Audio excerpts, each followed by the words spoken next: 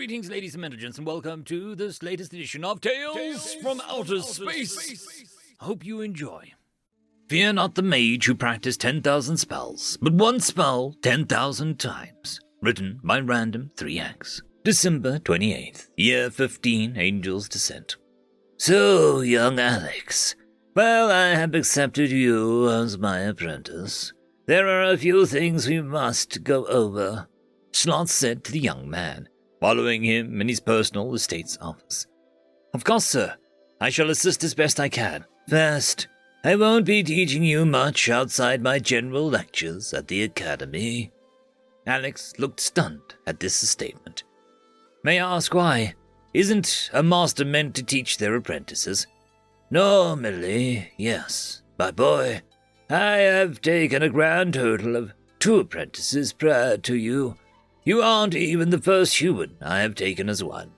That first one I did is the traditional way, all because Braxis wanted to fight some powerful mage.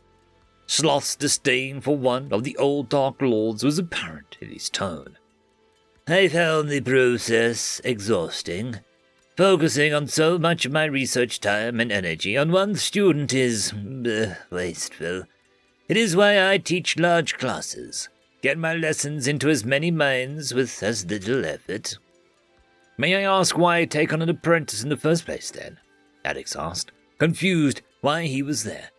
You, boy, like your fellow apprentice, Yukiko Ironforge, are both exceptional enough that I have nothing to teach you.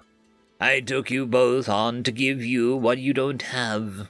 Sloth glanced at Alex before exhaling a deep sigh. Resources, money, and so on. You both have so much potential. I want you to become giants whom others must stand upon to see further. I don't want you to climb my shoulders and be slothful. Sloth couldn't help but smirk at his joke. Regardless, I shall only give cursory guidance. You will mostly have free rein to do whatever you so choose. Just don't go too crazy. Alex readily nodded. Second, you will be learning noble etiquette from my butler. Samson is a good man who will only break one of your knuckles for an egregious break in decorum. Sadly, this one is a must, as you are still too, low-born in behavior. Though, I will say, you are by far the most well-spoken peasant that I have ever met. Third, I wish to know the story of how you learnt magic. I already know you are somehow self-taught, but such a thing is well unrecorded. Alex nodded, then coughed to clear his throat. I was only a boy of 6 when I first at magic. My father was our village's apothecary. As his only son, I was raised to inherit his job when I grew older. So I was one of the handful of people actually literate in my village. Sloth nodded as he scribbled down notes. One day, when I was helping out in the healing hut, as we called it, a mage was brought in. He was horribly injured, limbs barely hanging onto him. It was clearly a monster attack of some kind.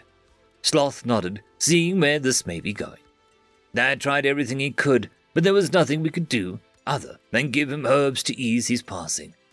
Naturally, the mage did die, but as he had a little coin by law, his possessions became our property. Did you ever get the name of the mage? Sloth asked. Unfortunately, no. His adventurer's tag was chewed to hull and was indecipherable.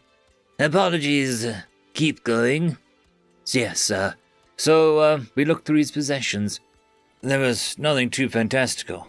A few bronze coins and a book that was shredded in the attack that had injured him. Only a single page survived, with a few fragments here and there. Yes, I've seen the bundle of pages you somehow believe to be a grimoire. I assume this page was the first of that bundle? Alex nodded in response. Yes, I read the page. It was a spell named Shape Earth. They described step by step how to cast the spell. That mage must have been a novice then, if they still needed their grimoire with those steps in it. That, or they were broke. So, being a 6-year-old with a danger sense of a blind deaf man walking into a dragon's cave, I began to practice. Good thing you were older and wiser than back then, Sloth said with a chuckle. Obviously, at first, nothing happened, but I kept at it.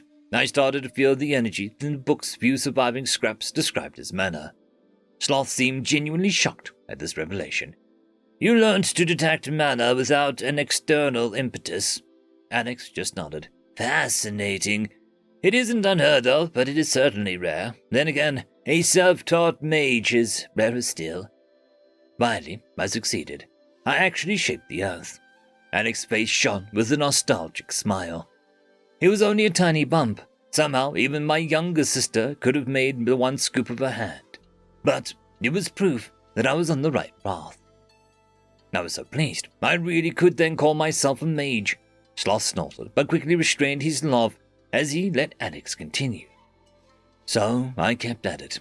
I quickly realized how I said each line of the spell would alter the outcome. Being the type of child that would break his toys to see how they worked, I decided that I would just do the same with the spell. So, even at such a young age, you recognize the variance with diction. I am happier by the moment now I've secured you. Sloth gave a roll of his hand to indicate Alex to continue. So a year went by. The bump became a slightly larger bump, then a mound, and then, like a plow, an entire row in my family's field with the spell. Sloth, once again, had a shocked expression. I can only wonder how many times you repeated that same spell over and over. Between the first time and when I left home for good, Alex tapped his chin in thought, roughly 13,000 times. And you didn't mana out, Sloth exclaimed, his brows rising higher than Alex imagined was natural. Oh, I did many times. It is part of the reason why I have such a fine control of my mana. I learned to recognize when I was nearing the point I'd pass out and stop. But annoyingly, I had reached the limit with the chart. I realized I was missing something. There was something that was just beyond my view that I couldn't put my finger on. Like an actual spell book? Alex just scowled at the bad joke. So, did you find a solution? Yes, actually. It was after many weeks of pondering that I finally got my answer. The village had its harvest festival. I wasn't a big fan of the event, but I attended nonetheless. It was there, bored out of my mind, I tried a spell once more. And you know what? What? It was much more powerful than before. Now I have a mind that loves puzzles. Give me something to work out, and I will whittle it down till I have my answer. So I tried to work out what had changed. Was it the festival? Maybe the gods blessed my magic. Psst! Sloth once again had to retrain a laugh, to which Alex gave an unrestrained glare. Sorry, but the gods have better things to do than interact with magic. You say that, but tell me, what does Gaia like? Sloth pondered Alex's question for a moment before answering. The scriptures say music. Alex nodded at Sloth. Yes, I came to that conclusion as well. So come the next day, I chanted the spell in a sing-song way. And what happened? Sloth was leaning over his desk, his pen at the ready at the promise of an interesting research results. Several fields got plowed with the same mana cost as one spell. Alex didn't even bother to restrain his smug grin as Sloth hastily noted down these new possibilities. So what happened after that? You no doubt would have become famous for such power, if anything. It is a wonder I did not hear of you sooner. Alex's expression darkened. When I was 8, word got out about a strangely powerful young mage in their village. Word that reached the church and its inquisitorial forces. Sloth's enjoyment of the conversation vanished and was replaced by a look of sympathy. Their punitive forces arrived when me and my older sister were off poaching in the Lord's Wood. By the time we returned, we found a charred ruin with the villages all hung. Sloth paled at the spot, realizing the boy before him lost so much at a mere age of 8. Knowing that it was the church, me and Mimi fled north to the Dark Continent. There we became adventurers, and the rest you probably know. Sloth nodded and gently put his pen down. And your sister, where is she now? She got scouted by the army. I think she's a colonel now. Sloth had to suppress a fresh wave of surprise. If his sister was that high rank, she must also be exceptional. The final part is this. Sloth reached down, unlocked a drawer in his desk and removed a book wrapped in silk cloth. This here is the Ogma Infinum, A book borrowed out of the Akashic records by yours truly. It is a book containing every spell currently in existence. What if a new spell is invented? Alex asked, his eyes already gleaming. It'll appear with the name of its creator. I want you to read as much of this as you can, Star said, handing the bundle to Alex. Sir, isn't this priceless? Alex couldn't believe that he was being loaned such an item. Boy, the book has a mind of its own. It'll read your soul and only show you as much as it believes you can handle. Some assistants and mages who have held it have only been able to read a couple of pages. I'm curious how much you can read. What's the record? Alex asked, finally accepting the book. Roughly 60%, which was set by me. Easy then. I just need to be able to read more than that. Alex grinned at his new master. Oh, cheeky bat. Sloth returned the grin of his own. End of story. I would quickly like to thank the T5 channel members and Patreons. Caspar Arnholtz, Cam Maxwell, Barky, Lord Azrakal, It's Difficult to Pronounce, Dragzoon WRE, Holly's Sister, Arcavian. Thank you very much.